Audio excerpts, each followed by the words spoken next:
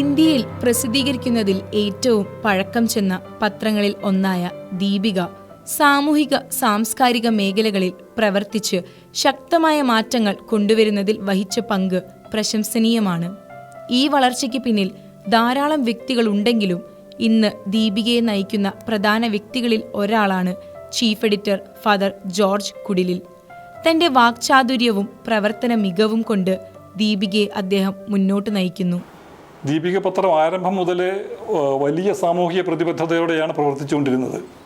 135 കൊല്ലത്തെ പ്രവർത്തന പരിചയമുള്ള ദീപിക സാധാരണ ജനങ്ങളുടെ എല്ലാ പ്രശ്നങ്ങളും ഏറ്റെടുത്തിട്ടുണ്ട്. അവയ്ക്ക് വേണ്ടി സ്വരമുയർത്തിക്കൊണ്ടാണ് ഇരുന്നത്. ഏറ്റവും പ്രധാനമായി ദീപികയുടെ ഒരു ഊന്നൽ കേരളത്തിൻ്റെ കാർഷിക സംസ്കാരം നിലനിർത്തുക, അതിനെ പിന്തുണയ്ക്കുക എന്നുള്ളതായിരുന്നു. അപ്പം കർഷകരുടെ പ്രശ്നങ്ങൾ എല്ലായ്പ്പോഴും ദീപിക ഏറ്റെടുത്തിട്ടുണ്ട്. മലയാള പത്രങ്ങളിൽ ആദ്യമായി ഓൺലൈൻ രംഗത്ത് പ്രവേശിച്ചത് ദീപികയാണ്.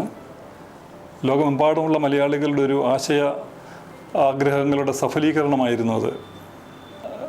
ട്രഡീഷണൽ മീഡിയയെ ആശ്രയിക്കുവാനുള്ള മനുഷ്യരുടെ താല്പര്യവും വളരെ കുറഞ്ഞിട്ടുണ്ട്. വാർത്തകളെല്ലാം തന്നെ അപ്പോൾ സോഷ്യൽ മീഡിയയിലൂടെ ലഭിക്കുന്നതുകൊണ്ട്, ടെലിവിഷനിലൂടെ കാണാൻ സാധിക്കുന്നതുകൊണ്ട് അച്ചടി മാധ്യമങ്ങൾ ആവശ്യമില്ല എന്നുള്ളൊരു നിലപാടിലേക്ക് വരുന്നുണ്ട്. എങ്കിലും അച്ചടി മാധ്യമത്തിനാണ് സാമൂഹിക മാധ്യമങ്ങളെക്കാൾ വിശ്വസനീയത എന്നുള്ള ഒരു കാര്യമുണ്ട്. അപ്പം പരമ്പരാഗത മാധ്യമങ്ങൾ എല്ലാവരും തന്നെ നേരിടുന്ന വെല്ലുവിളികളാണ് ഇത്.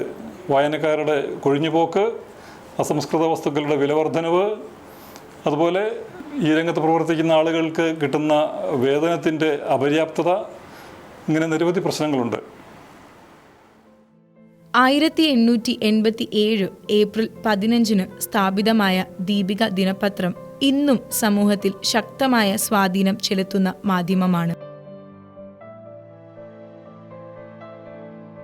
കോട്ടയം ജില്ലയിൽ മാന്നാനത്ത് സെന്റ് ജോസഫ് അച്ചടിശാലയിലെ തടികൊണ്ടുണ്ടാക്കിയ ഒരു അച്ചിലായിരുന്നു ആദ്യകാലത്ത് പത്രം അച്ചടിച്ചിരുന്നത്.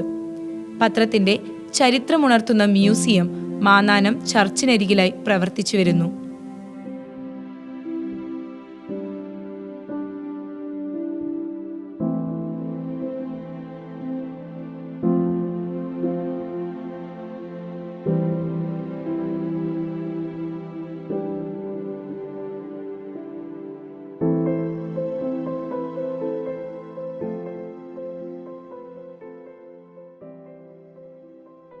ഇപ്പോൾ അടുത്ത കാലത്ത് മലയാള ഭാഷാ പാഠാവലിയിൽ നിന്ന് അക്ഷരമാല ഒഴിവാക്കിയതിൻ്റെ മുമ്പിൽ നിന്ന് എതിർത്തതും ദീപികയാണ്. അപ്പോൾ വീണ്ടും അക്ഷരമാല പാഠാവലിയിൽ ഉൾപ്പെടുത്തുന്നതിനുള്ള തീരുമാനം സർക്കാർ എടുത്തിട്ടുണ്ട്. അതിൽ ദീപികയ്ക്കും വളരെ അഭിമാനമുണ്ട്. ഇത്തരത്തിൽ നാനാവിധമായ തരത്തിൽ ദീപിക സാമൂഹ്യ ഉന്നമനത്തിനു വേണ്ടി പ്രവർത്തിച്ചുകൊണ്ടാണ് ഇരിക്കുന്നത്. മാത്രമല്ല, ദീപികയുടെ പ്രഖ്യാപിത ലക്ഷ്യങ്ങളായ മതേതരത്വം, ജനാധിപത്യം, നിയമവാഴ്ചയിലുള്ള വിശ്വാസം മുതലായവയ്ക്കും ദീപിക ഊന്നൽ കൊടുക്കുന്നുണ്ട്.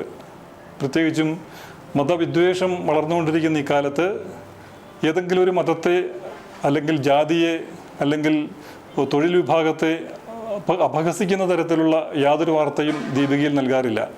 വളരെ വിശ്വസനീയമായ തരത്തിൽ യാഥാർത്ഥ്യ ബോധത്തോടുകൂടി ഇന്ത്യയുടെ മതനിരപേക്ഷ സ്വഭാവത്തെ ഉയർത്തിപ്പിടിച്ചുകൊണ്ടാണ് ദീപിക പ്രവർത്തിക്കുന്നത്. 1887 ഏപ്രിൽ 15 ദീപിക പത്രത്തിന്റെ ആദ്യ പതിപ്പ് പുറത്തിറങ്ങിയത്. നിതിയരിക്കൽ മാണിക്കത്തനാരായിരുന്നു ദീപികയുടെ സ്ഥാപകനും ആദ്യത്തെ ചീഫ് എഡിറ്ററും. 1927 ജനുവരി മുതൽ ദിനപത്രമായി മാറി. 1939 മാന്നാനത്തു നിന്നും കോട്ടയം നഗരത്തിലേക്ക് പത്രത്തിന്റെ ആസ്ഥാനം പുനഃസ്ഥാപിച്ചു. ഈ ഘട്ടത്തിൽ പത്രത്തിന്റെ നസ്രാണി ദീപിക എന്നു പേരു മാറ്റി ദീപിക എന്ന് പുനർനാമകരണം ചെയ്തു. തിരുവനന്തപുരം, കോട്ടയം, കൊച്ചി, തൃശൂർ, കോഴിക്കോട്, കണ്ണൂർ എന്നിവിടങ്ങളിൽ നിന്ന് ദീപിക പതിപ്പുകൾ പ്രസിദ്ധീകരിക്കുന്നു.